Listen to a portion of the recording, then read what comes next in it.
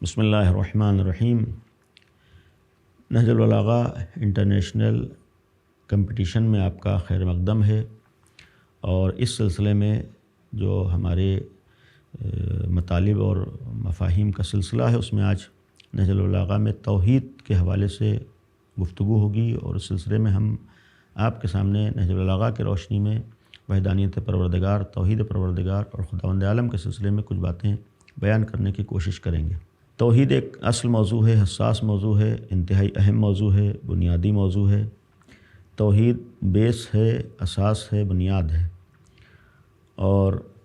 بالخصوص اہل بیت اطہار اور امیر المومنین علیہ الصلوۃ والسلام نے توحید کے سلسلے میں کثرت سے بیان کیا۔ اگر ہم نہج البلاغہ کو دیکھیں تو نہج البلاغہ میں مولا کائنات نے متعدد خطبات میں توحید کے سلسلے میں مفصل گفتگو فرمائی ہے۔ متعدد خطبے توحید پر مشتمل ہیں، توحید کے حوالے سے ہیں، توحید کے سلسلے میں ہیں، جس سے خود اس موضوع کی اہمیت کا اندازہ ہوتا ہے۔ اس میں ایک پہلو یہ بھی قابل توجہ ہے کہ ایک ہے خدا کا وجود، اس کائنات کے خالق اور پالنے والے کا وجود، اور اس کے وجود کے اوپر بحثیں، اور دوسرا موضوع ہے اس خداوند عالم کی وحدانیت، اس کی توحید کے سلسلے میں گفتگو، یعنی اس کے ایک ہونے کے سلسلے میں توجہ اور گفتگو۔ اگر ہم اولاً قرآن کو دیکھیں تو قرآن نے بھی وجود خدا سے زیادہ توحید پروردگار پر گفتگو کی ہے۔ شرک سے بچنے کے لیے کہا ہے، توحید کی اہمیت، توحید کی عظمت کو بیان کیا ہے، اور یہی تقریباً ہم کو طریقہ اور نہج البلاغہ میں بھی نظر آتا ہے، یعنی جو انداز قرآن کا ہے وہی نہج البلاغہ کا ہے۔ یعنی یہاں بھی وجود خدا سے زیادہ توحید پروردگار کی جانب توجہ دلائی گئی ہے، اس لیے کہ یہ بھی ہو سکتا ہے کہ توحید اللہ کے وجود کا مسئلہ ایک فطری مسئلہ ہے، ایک واضح مسئلہ ہے، ایک سامنے کی چیز ہے، اور توحید کا مسئلہ چونکہ ان لوگوں کے سامنے گفتگو ہے، قرآن بھی جو نازل ہوا ایسے لوگوں کے سامنے جو توحید میں مشکل رکھتے تھے اور جن کے ہاں شرک کے مسائل تھے، لہذا کبھی کبھی مخاطب کی بنیاد پر بھی کلام کو دیکھا جاتا ہے۔ لہذا اولاً خود نہج البلاغہ نے وہی انداز اپنایا ہے جو قرآن کا ہے، یعنی امیر المومنین نے اسی نہج پر، اسی انداز سے گفتگو کی ہے جس کو قرآن نے پیش کیا ہے۔ خداوند عالم کے جب توحید کے سلسلے میں ہم آئے تو نہج البلاغہ کو اگر ہم دیکھیں، خطبے کا آغاز یعنی نہج البلاغہ کا آغاز، پہلا خطبہ ہی توحید کے سلسلے میں ہے، توحید سے متعلق ہے، اور مولا کائنات نے جو خداوند عالم کے وجود یا اس کی توحید کے سلسلے میں گفتگو کی ہے، اس میں تین جہات سے اللہ کے وجود کو ثابت کیا ہے اور پھر اس کی وحدانیت کو ثابت کیا ہے۔ ان میں سے سب سے پہلا مرحلہ خداوند عالم کے وجود کے ثابت کرنے کا اور توحید خدا کے ثابت کرنے کا، کہ اس کائنات کا سسٹم، اس کائنات کا نظام اور اس کائنات کا مضبوط اور معین ہونا، اور ساتھ ہی ساتھ ایک حکمت کے ساتھ اس پوری دنیا کا چلنا، یہ خود اس بات کی دلیل ہے کہ اس کائنات کا کوئی خالق ہے اور وہ ایک ہے، اکیلا ہے۔ اور نہج البلاغہ متعدد جگہوں پر اس کی مثالیں بھی امیر المومنین نے دی ہیں، یعنی اسی کائنات کی اشیاء کو اور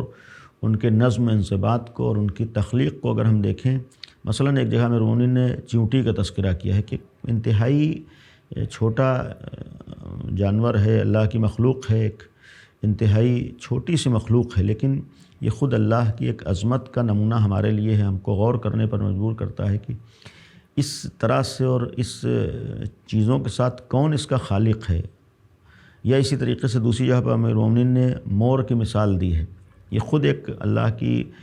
تخلیق کا نمونہ ہے، یعنی اس سے بھی ہم اللہ تک پہنچ سکتے ہیں، اللہ کی عظمت کو پہچان سکتے ہیں، اس کے وجود کا یقین کر سکتے ہیں، اس کی وحدانیت کو سمجھ سکتے ہیں۔ اسی طریقے سے دنیا کے دیگر پانی ہے، سورج ہے، چاند ہے، دیگر مخلوقات ہیں جو اللہ کے وجود کو بھی ثابت کرتی ہیں، اور وہ صاحب حکمت ہے، وہ اکیلا ہے، وہ واحد ہے، اس کو بھی ثابت کرتی ہیں۔ یا اسی طریقے سے دوسرا طریقہ جو امیر المومنین نے بیان فرمایا ہے، وہ انسان کے دل اور قلب کا مسئلہ ہے، یعنی انسان اپنے باطن کی طرف توجہ دے تو اللہ کی عظمت کو بھی مان سکتا ہے، اس کی وجود کو بھی، اس کے وجود کو بھی تسلیم کر سکتا ہے، اور اس کی وحدانیت کو بھی۔ جیسے ایک موقع پر فرمایا کہ عرفت اللہ سبحانہ بفسق العزائم، میں نے اپنے رب کو اور اپنے خدا کو اور اللہ کو پہچانا ہے ان ارادوں کے ٹوٹنے سے، وحل العقود و نقض الہمم، یعنی یہ انسان بہت سی چیزیں طے کرتا ہے لیکن نہیں کر پاتا ہے، یا انسان ہمت کرتا ہے ٹوٹ جاتی ہے، انسان ارادہ کرتا ہے نہیں عمل کر پاتا ہے۔ تو ہم دیکھیں کہ اس کائنات کا نظام مکمل طور پر چل رہا ہے، اور خود ہمارا یہ ایک گویا باطنی چیز اور یہ ہمارا دنیا کا تجربہ و مشاہدہ اس بات کا گواہ ہے کہ کائنات کا اس طریقے سے چلتے رہنا خود اس کے خالق کے وجود کی بھی دلیل ہے، اور اس کے عظیم اور اس کے واحد ہونے کی بھی دلیل ہے۔ یا اسی طریقے سے امیر المومنین نے خود قرآن کریم میں تیسرا طریقہ وہ عقلی اور فلسفی دلائل کے ذریعے، جو سب سے زیادہ یہی ایک پہلو ہے جس پر مولا کائنات نے بیان فرمایا ہے۔ اگر ہم خود خطبات کو دیکھیں تو امیر المومنین کے خطبات نہج البلاغہ کے سلسلے میں کثرت سے ہیں، یہاں پر ان خطبات کو نہیں پیش کیا جا سکتا۔ انشاءاللہ کوشش کریں ہم سب نہج البلاغہ کو مکمل طور پر پڑھیں، اور بالخصوص جو توحید سے متعلق خطبات ہیں۔ میں گفتگو سے پہلے اشارتاً میں چند خطبات کا اشارہ کروں گا کہ ہم جائیں انشاءاللہ خطبات کو ضرور دیکھیں۔ اولاً خود پہلا خطبہ مولا کائنات کا جو توحید کے سلسلے میں ہے، یہ ایک قابل غور خطبہ ہے، یا خطبہ نمبر 181 یا 180 بعض جگہوں پر ہے۔ یہ بھی امیر المومنین کی عظمت کو بیان کر رہا ہے، یا دیگر اس طریقے سے جو کلمات ہیں امیر المومنین کے متعدد حدیثیں ہیں جو خطبات توحید کے حوالے سے ہیں،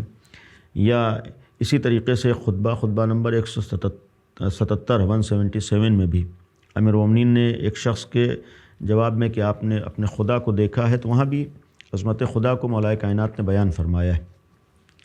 یا ایک خطبہ 184 نمبر خطبہ توحید کے متعلق ہی ہے، جو عرض کیا کہ ہو سکتا ہے کہ نمبر میں بعض کتابوں میں تھوڑا سا فرق ہو، تو آگے پیچھے ہم دیکھ سکتے ہیں۔ تو یہ خطبہ نمبر 184 ہم توحید کے سلسلے میں ضرور دیکھیں، پہلا خطبہ بھی دیکھیں۔ لیکن اب آئیے خود توحید کے معنی کے سلسلے میں ہم کچھ چیزیں بیان کریں گے اس وقت، کہ مولا کائنات نے متعدد جگہوں پر توحید کے یعنی خدا کی وحدانیت، خدا کا ایک ہونا، اس کو کسی حد تک تفصیل سے بیان کیا ہے۔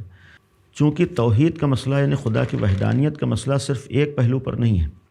بلکہ اگر ہم توجہ دیں تو توحید خداوند عالم کے 4 مفاہیم ہیں، 4 مراتب ہیں، 4 درجات ہیں،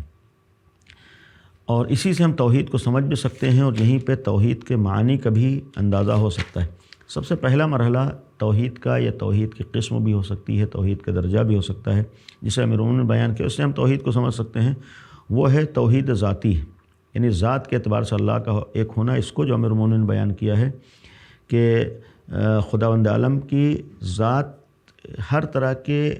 گویا دوئیت سے پاک ہے، اس کے نہ جز ہو سکتے ہیں،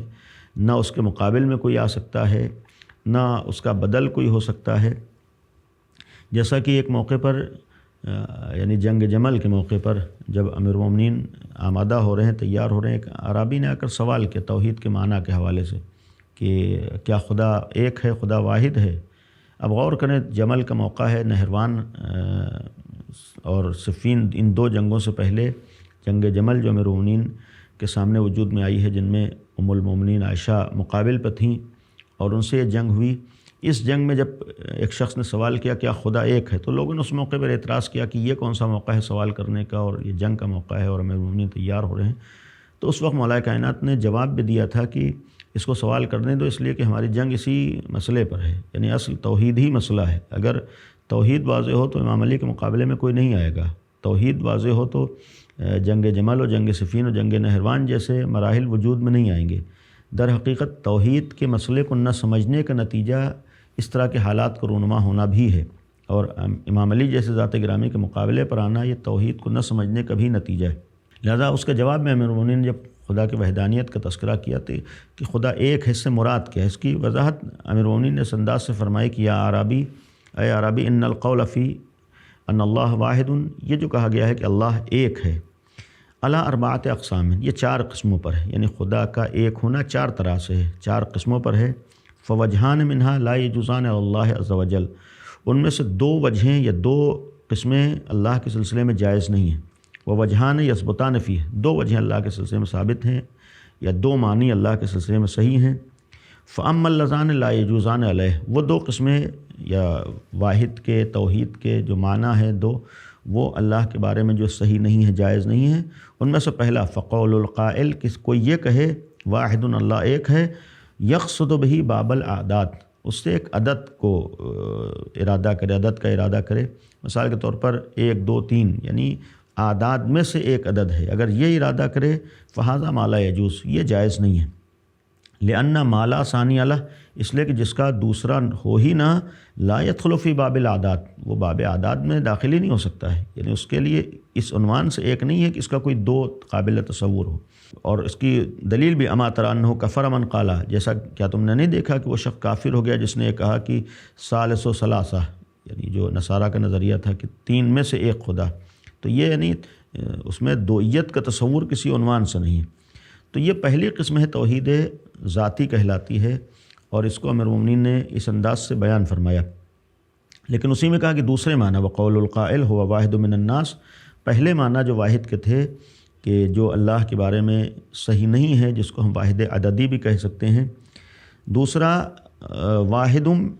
ہوا واحد من الناس، یہ لوگوں میں سے ایک ہے، یعنی لوگوں کی جنس میں سے ایک ہے۔ یرید بہ نوع من الجنس، یعنی اس جنس کی ایک نوع کو اللہ کو شمار کرے، یہ اللہ کے بارے میں صحیح نہیں، جس کو ہم واحد نوعی بھی کہہ سکتے ہیں۔ فہذا ما لا یجوز علیہ، اللہ کے سلسلے میں جائز نہیں ہے۔ لأنہ تشبیہ، اس لیے کہ ایک مشابہ قرار دینا ہے، یعنی انسانوں کی طرح سے گویا یا مخلوقات کی طرح سے اللہ کو قرار دینا جو جائز نہیں۔ اللہ لأنہ تشبیہ وجل ربنا عن ذلک وتعالی، اللہ ہمارا رب ان سب سے منزہ ہے اور پاک ہے۔ تو یہ 2 معنی اللہ کے سلسلے میں اگر واحد کے لیے جائیں صحیح نہیں، کہ ایک واحد عددی یا واحد نوعی، کہ جہاں پر جس کی 2 ہو سکیں، جہاں پر تعدد ہو سکے، جہاں پر تکسر ہو سکے، یعنی عدد آ سکے جس کے بعد، یا کثرت کا جہاں تصور ہو، یہ نہیں ہو سکتا ہے۔ یا دوسری جگہوں پر بھی مولا کائنات نے اسی معنی کو بیان کیا ہے کہ واحد لا بعدد، خطبہ نمبر 180 میں، کہ اللہ ایک ہے لیکن عدد کے ساتھ نہیں ہے۔ یا الاحد بلا تعویل عدد، بغیر عدد کے وہ ایک ہے۔ واحد لا من عدد، واحد ہے لیکن بغیر عدد کے، وہاں عدد نہیں ہے۔ تو یہ بھی معنی اللہ کے ہاں صحیح نہیں ہے۔ دوسرے جو توحید واحد نوعی جس کو ہم کہہ سکتے ہیں، جو اللہ کے سلسلے میں امیر المومنین نے فرمایا کہ نہیں جائز ہے اس روایت میں، دوسری جگہوں پر بھی، یعنی جہاں اس کے لیے اس کی طرح کے اس جنس کے افراد نہ ہوں، یعنی جہاں مشابہت نہ ہو۔ اللہ شیء، مثال کے طور جیسے اگر فرمایا کرتے تو اللہ کوئی شے ہے، لیکن لا کل اشیاء، دوسری اشیاء کی طرح سے نہیں ہے، یعنی اس کے جیسا کوئی نہیں ہے۔ وَأَمَّا الْوَجْهَانِ، بقیہ 2 معنی جو اللہ کے بارے میں صحیح ہیں، أَمَّا الْوَجْهَانِ اللَّذَانِ يَثْبُتَانِ فِيهِ، جو اللہ کے بارے میں ثابت ہیں، فَقَوْلُ الْقَائِلِ، اگر کوئی یہ کہے ہوا واحد لَيْسَ لَهُ فِي الْأَشْيَاءِ شَبَهٌ، وہ اللہ ایک ہے لیکن اس کے جیسا کوئی نہیں، یعنی اشیاء میں اس کے مشابہ کوئی چیز نہیں۔ کذالک ربنا، امام نے فرمایا ہاں ہمارا رب ایسا ہے، اس معنی میں ایک ہے۔ یا دوسرے معنی جو امیر المومنین نے فرمایا وقول القائل، اگر کوئی یہ کہے کہ انہ عز وجل احدی المعنی، اس کے ایک ہی معنی ہے، یعنی معنی بسیط معنی ہے، ایک ایسے معنی ہے، اور اس سے مراد یہ ہے کہ انہ لا ينقسم فی وجود، اپنے وجود میں وہ تقسیم نہیں ہو سکتا ہے، ولا عقل، یعنی خارج میں بھی تقسیم نہیں ہو سکتا ہے، ولا عقل، عقل میں بھی اس کو تقسیم نہیں کیا جا سکتا ہے، قابل تقسیم نہیں، ولا وہم، اور وہم و گمان میں بھی وہ قابل تقسیم نہیں ہو۔ کذالک ربنا عز وجل، ہمارا رب ایسا ہی ہے۔ تو یہ مولا کائنات نے یہاں پر گویا 4 معنی بیان کیے۔ ایک واحد عددی جو میں نے عرض کیا ہے کہ عدد نہیں، یعنی اس کے بعد دوسرا اللہ کے لیے تصور نہیں ہو سکتا ہے، یا نوع کے اعتبار سے بھی اللہ ایک نہیں ہے کہ اس کے جیسا کوئی دوسرا ہو جائے۔ ہاں جو معنی اللہ کے لیے صحیح ہے کہ وہ ایک ایسا واحد ہے، وہ ایک ایسا موجود ہے جو بے نظیر ہے، یعنی اس کے مشابہ کوئی نہیں ہے، یا اسی طریقے سے ایک ایسا وجود ہے جس میں تقسیم نہیں ہو سکتی، جو تجزیہ نہیں ہو سکتا ہے، جو تبدیل نہیں ہو سکتا ہے۔ لہذا اسی چیز کو امیر المومنین نے جو اس کے مشابہ نہیں، دوسری جگہ فرمایا واحد لیس لہ فی الاشیاء شبیہ، یعنی اس کے کوئی اشیاء میں شبیہ نہیں ہے۔ یا دوسرے معنی کو جو صحیح ہیں اللہ کے بارے میں کہ جہاں اس کی تقسیم نہیں ہو سکتی ہے، نہ عقلی اعتبار سے وہ قابل تقسیم ہے، نہ وہم میں اور نہ خارج میں، کسی بھی عنوان سے ایک ایسا ذات کو ہم کو ماننا ہے جو قابل تجزیہ نہ ہو، قابل تقسیم نہ ہو، جس کو خطبہ نمبر 81 میں ولا تنالہ تجزیہ و تمییز، یہاں تجزیہ و تمییز نہیں ہے، یعنی اس تک رسائی نہیں ہے کسی بھی چیز کی۔ یا لا یوصف بشیء من الاجزاء ولا بالجوار ولا اعضاء، یعنی کسی بھی عنوان سے اس کے لیے کوئی چیز کو ہم تصور نہیں کر سکتے ہیں۔ تو یہ پہلی قسم تھی اللہ کی بارے میں، یا پہلے معنی کو ہم کہہ سکتے ہیں جس کو توحید ذاتی کہا ہے۔ اب توحید ذاتی میں خود 4 معنی جو امیر المومنین کی روایت کے مطابق تھے بیان میں، جن میں سے 2 معنی صحیح نہیں ہے اللہ کے لیے، یعنی اس کے ایک ہونے کے بارے میں، اور 2 معنی صحیح۔ لیکن دوسری قسم جو توحید کی ہے وہ ہے توحید صفاتی کا۔ اس معنی میں اگر ہم دیکھیں تو خداوند عالم کمالات کے اعتبار سے بھی، صفات کے اعتبار سے بھی یکتا ہے، واحد ہے، یعنی اس کے اندر تمام کمالات ہیں، لیکن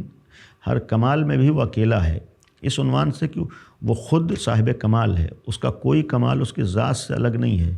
اس کی کوئی خوبی، اس کی کوئی اچھائی، اس کی کوئی صفت اس کی ذات سے الگ نہیں ہو سکتی ہے، یعنی ساری صفات ہیں، ساری خوبیاں ہیں، کمالات ہیں، ان کمالات میں بھی یکتا ہے، واحد ہے، یعنی کمالات میں بھی اس کے ساتھ کوئی شریک نہیں ہے، اس عنوان سے کہ ایسا نہیں کہ اس کی ذات الگ ہو اور اس کا کمال الگ ہو، جس کو ہم لوگ توحید صفاتی بھی کہتے ہیں۔ جیسا امیر المومنین نے فرمایا کل عزیز غیرہ ذلیل، اللہ کے علاوہ جو بھی ہے وہ صاحب عزت، اصل صاحب عزت صرف ذات واحد خدا ہے۔ وہ کل قوی غیرہ، اللہ کے علاوہ جتنے بھی طاقتور ہیں وہ سب ضعیف ہیں، یعنی سب اصل قوی اللہ ہے، قوت دینے والا اللہ ہے، اور بقیہ لوگ اس کے مقابلے میں وہ قوت و طاقت نہیں رکھتے ہیں۔ یا پھر فرمایا وہ کل مالک غیرہ، اس کے علاوہ جو بھی مالک ہے،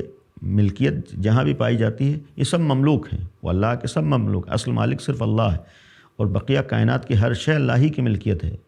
اور تیسری چیز فرمائی، اس کے بعد فرمایا وہ کل عالم غیر متعلم، ہر عالم متعلم ہے، صرف عالم اللہ ہے حقیقی معنی میں۔ کل قادر غیر، اللہ کے علاوہ جو بھی قادر ہے، یقدر و یعجز، یعنی جو بھی قدرت رکھتا ہے وہ کبھی قادر ہے کبھی مجبور ہے، یعنی ایسا نہیں کہ ہمیشہ قادر، اللہ صرف ایسا ہے جو قادر ہے۔ اس کے معنی یہ ہے کہ جتنی صفات ہیں اللہ کی وہ سب اس کی ذات میں اکیلی ہیں، اس عنوان سے کہ وہ حقیقتاً صاحب کمال وہی ہے، بقیہ جتنے کمالات ہیں سب اس کی عطا ہیں، یعنی جتنی صفات ہیں، جتنے خوبیاں ہیں، جتنی کمالات ہیں، سب اللہ کی ذاتی ملکیت ہیں، بقیہ لوگوں کو اللہ نے دیا ہے، اللہ نے عطا کیا ہے، اور اللہ کے ذریعے سے لوگوں تک پہنچی۔ اور دوسری چیز یہ ہے کہ اس کے تمام کمالات اس کے عین ذات ہیں، یہ توحید صفاتی ہم اس کو کہتے ہیں، اس معنی میں خداوند عالم واحد ہے۔ تیسری چیز جو امیر المومنین نے، یا تیسری قسم جو توحید کے سلسلے میں بیان فرمائی، وہ توحید افعالی کی ہے، یعنی افعال کے اعتبار سے بھی دنیا میں، کائنات میں کوئی بھی فعل و انفعال اگر وجود میں آئے تو اس وقت تک وجود میں نہیں آ سکتا ہے جب تک مشیت خدا نہ ہو، ارادہ خدا نہ ہو، اذن خدا نہ ہو، یعنی دنیا کا ایک بھی پتہ بغیر مشیت خدا کے نہیں ہل سکتا ہر چیز میں۔ البتہ اس میں یہ ایک پہلو الگ سے ہے کہ انسان کو اللہ نے اختیار دیا ہے، انسان مختار ہے، اللہ کی مرضی کے بغیر کائنات کی کوئی شے نہیں ہو سکتی، لیکن اس نے بھی اس کو اختیار دیا ہے، اور انسان اختیار کے مطابق عمل انجام دیتا ہے، اور اللہ اس میں رکاوٹ نہیں بنتا ہے، یہ الگ سے بحث ہے۔ لیکن خود توحید افعالی میں اللہ کے اجازت، اللہ کی مرضی، اللہ کے اذن کے بغیر کچھ نہیں ہو سکتا ہے، اور جو بھی کائنات میں وجود میں چیز آ رہی وہ اللہ کے گویا ارادے کے ذریعے سے ہے، اور وہ ہر چیز کو انجام دینے میں اکیلا ہے، اس کو کسی شریک کی ضرورت نہیں ہے، وہ کسی چیز کو وجود میں لانے کے لیے یا کوئی عمل انجام دینے کے لیے، کوئی کام کرنے کے لیے کسی کا محتاج نہیں ہے، جو کچھ کرتا ہے اکیلا کرتا ہے، بغیر کسی کے احتیاج کے کرتا ہے، بغیر کسی کی ضرورت کے کرتا ہے، اس کو توحید افعالی کہا گیا ہے، یعنی یہ تیسری قسم تھی۔ اور چوتھی قسم جس کو ہم توحید عبادی بھی کہتے ہیں، اس سلسلے میں ایک موقع پر مولا کائنات نے اذان کی جب تفسیر بیان کی، اس میں اما قولہ اشہد ان لا الہ الا اللہ، یہ جو ہم کہتے ہیں کہ اشہد ان لا الہ الا اللہ، اس کے معنی امیر المومنین نے بیان فرمائے، کانہ یقول، گویا کہنے والا اشہد ان لا الہ الا اللہ کے ذریعے سے در حقیقت یہ کہتا ہے کہ اعلم انہ لا معبود الا اللہ، یعنی اللہ کے سوا کوئی معبود کائنات میں نہیں ہے، وَإِنَّ كُلُّ مَعْبُودٍ باطل، اللہ کے علاوہ کوئی بھی معبود ہے وہ غلط ہے، یعنی معبود ہو ہی نہیں سکتا ہے سوائے خدا کے، سوا اللہ ہے عز و جل، اللہ کے سوا کوئی بھی معبود ہے وہ سب معبود باطل ہے اور صحیح نہیں ہے۔ اس کو امیر المومنین نے دیگر جگہوں پر اسی مفہوم کو، جیسا کہ بعثت انبیاء کے سلسلے میں بیان فرمایا، فإن اللہ بعث محمدًا صلی اللہ علیہ وآلہ وسلم کے پیغمبر کو مبعوث فرمایا بالحق، حق کے ساتھ، لیخرج عبادہ من عبادت عبادہ الی عبادتہ، تاکہ انبیاء آئے مخلوق کی عبادت سے خالق کی عبادت کی طرف لے کر آئیں، لوگوں کی عبادت سے اللہ کی عبادت کی طرف لے کر آئیں۔ تو یہ امیر المومنین نے ہمارے سامنے توحید کے مفاہیم اور مطالب کو بیان فرمایا ہے۔ کثرت سے توحید کا تذکرہ ہے، عرض کیا کہ 4 مرحلے ہیں، 4 مفاہیم کو بیان فرمایا ہے۔ کوشش کریں کہ ان مفاہیم کو ہم تھوڑا توجہ دیں، اس کے سلسلے مزید جستجو کریں۔ یہ صرف آج اشارہ ہی ہو سکا ہے کہ توحید ذاتی یعنی ذات کے اعتبار سے اللہ ایک ہے، توحید صفاتی صفات کے اعتبار سے بھی اللہ ایک ہے، توحید افعالی افعال کے اعتبار سے بھی، اور پھر توحید عبادی آخری درجہ ہے، عبادت میں بھی اللہ ایک۔ اس کے مقابلے میں شرک آئے گا کہ یعنی کوئی بھی توحید ذاتی کا قائل نہ ہو تو شرک ذاتی ہو جائے گا، توحید صفاتی کے مقابلے میں شرک صفاتی ہے، توحید افعالی کے مقابلے میں شرک افعالی ہوگا، اور توحید عبادی کے مقابلے میں شرک عبادی ہو جائے گا۔ مقصد یہ ہے کہ ہم کوشش کریں کہ نہج البلاغہ کو اہمیت دیں۔ نہج البلاغہ ایک کتاب عمل ہے، نہج البلاغہ ہمارے لیے ایک دستور زندگی ہے، ہمارے عقائد کو بھی یہ نہج البلاغہ بیان کر رہی ہے، بنیادی چیزوں کو بھی نہج البلاغہ بیان کر رہی ہے۔ خصوصاً اس توحید کے مسئلے کو ہم اہمیت دیں۔ یہ ایک وسیع موضوع ہے، یہ سنگین موضوع ہے، یہ سخت مرحلہ ہے، لیکن ضروری ہے، توجہ دینا ضروری، ہر شخص کے لیے ضروری ہے۔ ہو سکتا ہے نہج البلاغہ میں توحید کی بحثیں سخت ہوں، اس کے لیے ہم جن لوگوں نے وضاحت کی ہے، شرح کی ہے، ان افراد کی طرف رجوع کریں، ان سے معلوم کریں، اور کوشش کریں کہ اس طریقے کی چیزوں کو بعض لوگ بالخصوص جوان یہ سوچ کر چھوڑ دیتے ہیں کہ ہماری سمجھ میں نہیں آ رہا ہے۔ ضروری نہیں کہ جو چیز سمجھ میں نہیں آ رہی اس کو چھوڑ دیا جائے، اس کو ہم مزید تلاش کریں، جستجو کریں۔ جب امیر المومنین نے بیان کیا ہے تو ہم کوشش کریں، اور خاص کر نہج البلاغہ میں کثرت سے امیر المومنین نے توحید کا تذکرہ فرمایا ہے، توحید کے سلسلے میں گفتگو فرمائی ہے، ایک دین توحیدی کو پیش کیا ہے۔ لہٰذا یہاں پر یہ بھی کہا جا سکتا ہے کہ اسلام کو سمجھنا ہے، اسلام میں توحید کے مفہوم کو سمجھنا اور حقیقت توحید کیا ہے وہ صرف اہل بیت بیان کر سکتے ہیں، اور جن میں سر فہرست نبی کریم کے بعد مولا کائنات علیہ الصلاۃ والسلام کی ذات گرامی ہے، ان کے ذریعے سے انشاءاللہ یہ ہمارے لیے موقع ہوگا، ہم توحید کو سمجھنے کی کوشش کریں گے، توحید کا مطلب کیا ہے یہ ہم توجہ دیں گے، توحید کے مفاہیم کیا ہیں، اس کے اقسام کیا ہیں، اس کو انشاءاللہ ہم سمجھیں گے، کوشش کریں گے، اور خود سے غور کریں گے اللہ کے وجود کے سلسلے میں۔ جو دلیلیں ہیں سامنے کی دلیلیں ہیں، کوئی چیز بغیر بنانے والے کے نہیں بن سکتی، اس کائنات کا نظم اللہ کے وجود کی دلیل ہے، اس کائنات کا چلتے رہنا یہ اللہ کی وحدانیت کی دلیل ہے، یا اسی طریقے سے پھر خود اللہ کا ایک ہونا یہ ثابت ہے، مسلمات میں سے ہے، اللہ ایک ہے، اس کا کوئی شریک نہیں ہے، نہیں ہو سکتا ہے، اور ایک ایسی ذات ہے جو انسان کے وہم و گمان میں بھی آسانی سے نہیں سما سکتی ہے۔ ہمارا کام ہے اللہ کے وجود کو یقین کر لینا کہ ہاں ایک اللہ موجود ہے۔ بقیہ دعا کرتے رہیں، کوشش کرتے رہیں کہ ہم ان مسائل کو سمجھ سکیں، اور یہ ایک ہمارے لیے بہانہ ہو، ذریعہ ہو نہج البلاغہ سے آشنا ہونے کا، نہج البلاغہ سے قریب ہونے کا۔ اور یہ نہج البلاغہ جو امیر المومنین کے کلمات کا مجموعہ ہے، جسے مرحوم رضی علیہ الرحمہ نے مرتب فرمایا ہے، ہم اس نہج البلاغہ کو بھی اپنی زندگی میں لے کر آئیں۔ جیسے قرآن پڑھیں، ضرور پڑھیں، اس میں غور و فکر کریں، ویسے نہج البلاغہ کو بھی ضرور پڑھیں، اس میں غور و فکر کریں، تأمل کریں، انشاءاللہ یہ ہماری زندگی کے لیے مفید واقع ہوگا، اور ہم دوسروں تک بھی مفاہیم و مطالب کو پہنچائیں۔ آج جہاں دنیا میں اللہ سے لوگ دور ہوتے جا رہے ہیں، معنویت میں کمی ہے، شرک ہے، اور برائیاں پھیلتی جا رہی ہیں، ان برائیوں اور ان گویا مظالم اور پستیوں کا خاتمہ توحید کو سمجھنا ہے، توحید کی طرف آنا ہے، اور اس کے لیے بہترین بتانے والے، سمجھانے والے جو افراد ہیں وہ قرآن کے بعد نبی کریم ہے، اور نبی کریم کے بعد اہل بیت اطہار علیہم الصلاۃ والسلام ہے، جن میں سر فہرست امام علی علیہ الصلاۃ والسلام کی ذات گرامی ہے، جن کا ایک